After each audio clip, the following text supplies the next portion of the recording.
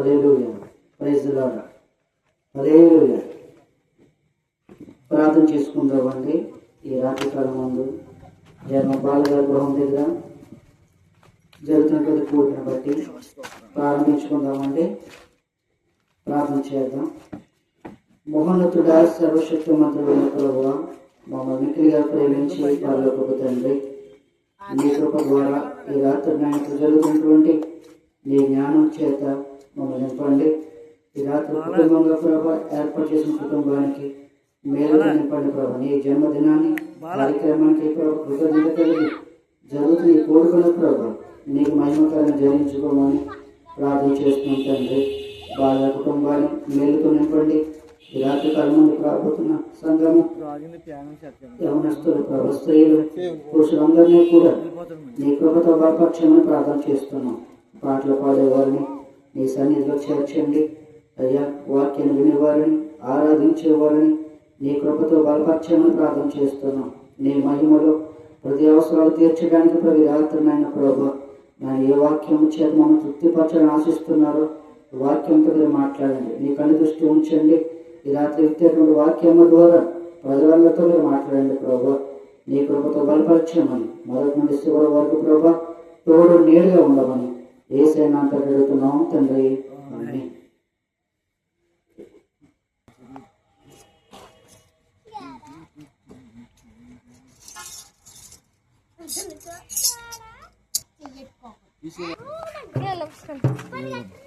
మొత్తం పెట్టి కింద పోతుంది